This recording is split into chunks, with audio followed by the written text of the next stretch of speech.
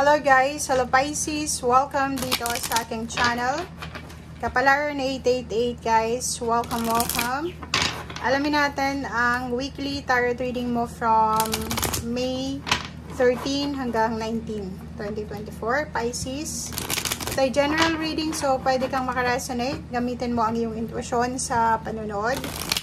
And I hope na makuha mo kung ano yung sinasabi ng baraha or yung energy na gustong iparating sa'yo ng ating tarot. Okay, Pisces. First 3 cards tayo guys. Affirmations, dietary change, and spiritual helper. Or spiritual teacher, sorry. First card natin is affirmation.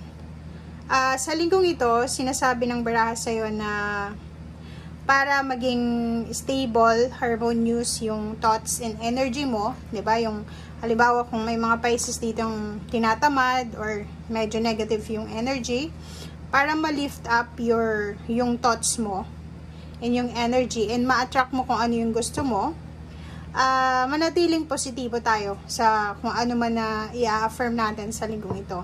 Like, pagkagising mo pa lang sa umaga, be positive and huwag kang mag-iisip ng negatibo. Okay, yan yung first card natin. Second card is dietary change. Dito sinasabi ng baraha sa'yo na magkakaroon ng improvement yung diet mo or magkakaroon ng improvement ang iyong physical body if may improvement din yung dietary lifestyle mo.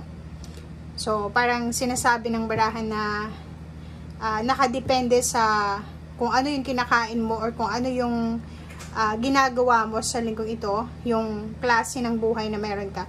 At ang dietary change na to, hindi lang naman to sa pagkain, okay?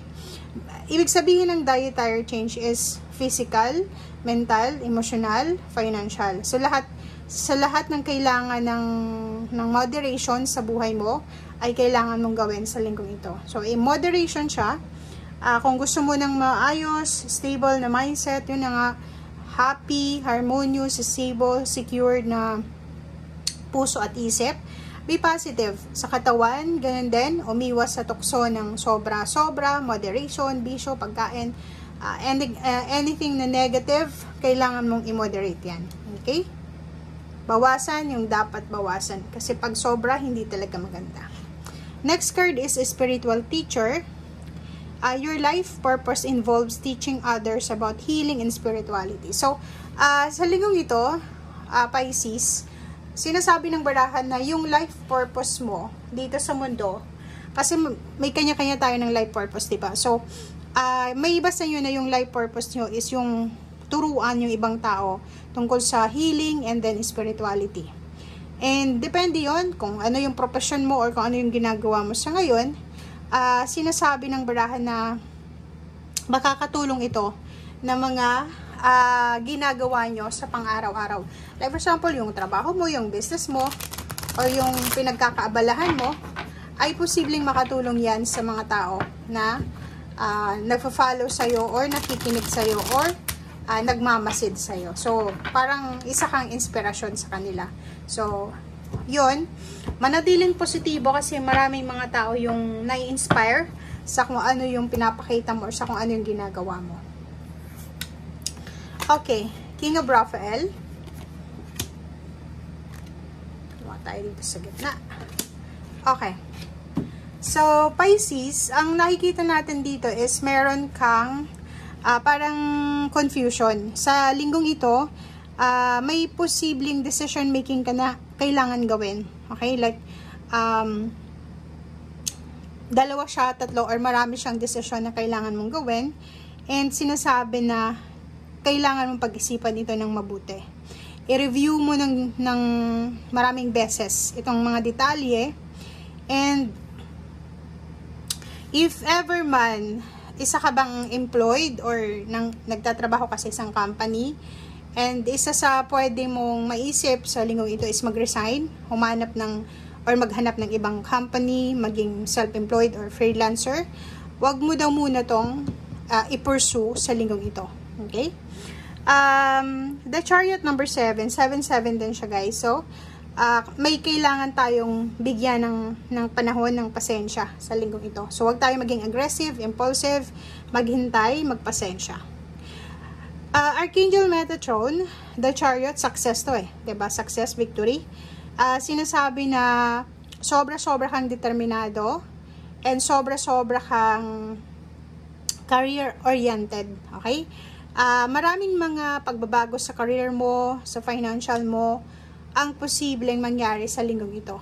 And if naghahanap ka ng acknowledgement, ng appreciation sa mga tao sa paligid mo, matatanggap mo siya sa linggong ito. So, parang if ever sa family, hindi nila na-appreciate yung mga efforts mo, dito sa barahang to, sinasabi na makakatanggap ka ng appreciation, acknowledgement by others or from others sa ginawa mong effort. Okay? So, trabaho ganun din. Pwede kang makatanggap ng recognition, rewards, awards, or kung ano pa man. Ang last card natin sa second deck is King of Raphael. Energy mo to, Pisces. Kasi isa kang empathetic na individual, generous ka din, honorable, and matulungin ka, diba? Nakikita mo dito na sinasabi na magkakaroon ka ng abilidad sa linggong ito na makuha, ma-accomplish ang lahat ng bagay na gusto mo sa isang araw lang, sa isang linggo, parang ganun. So, multitasking, pwede mong mapagtagumpayan kung ano man itong i-multitask mo. Okay? Sundin mo lang kung ano yung sinasabi ng puso at isip mo. Kasi hindi ka ipapahamak ng intuition mo, hindi ka ipapahamak ng puso mo. Okay? So, yun.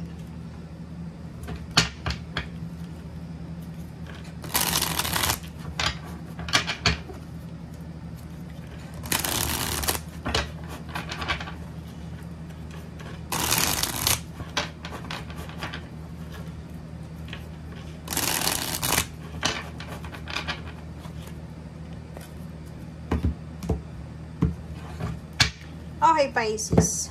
Third card na tayo. Third deck. Knight of Air. Isang balita ang posibleng matanggap mo or posibleng kung ano man tong gagawin mo sa linggong ito or posibleng kung ano man itong pinaplano mo, yun nga, sobra-sobra yung determination mo. Tingnan mo dito. Self-control, determination.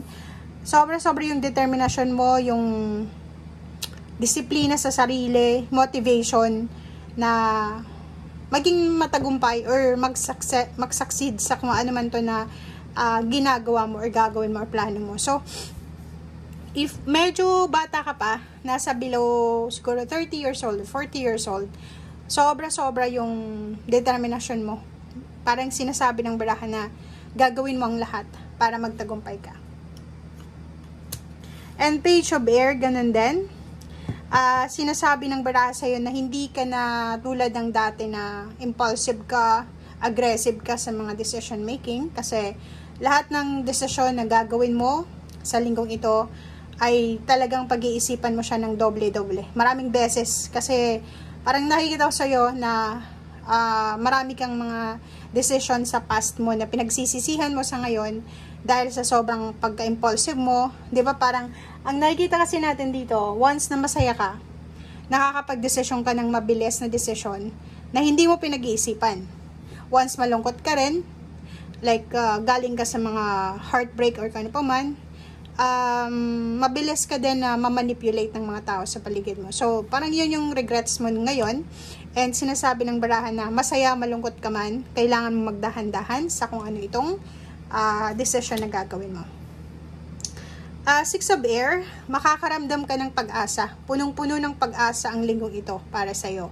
Relief, parang nabunutan ka ng tinik sa sarili mo, sa puso mo, or sa kung ano pa man.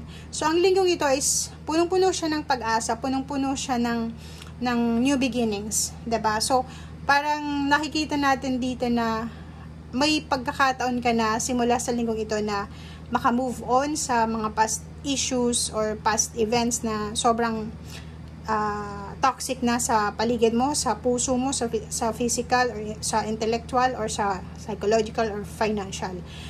Mayroon din ditong good news na pwedeng dumating na pwedeng tungkol to sa travel, tungkol sa movement, tungkol sa career, or pwedeng tungkol to sa pagbili ng sasakyan or pagbili ng mga plane tickets or kano pa man.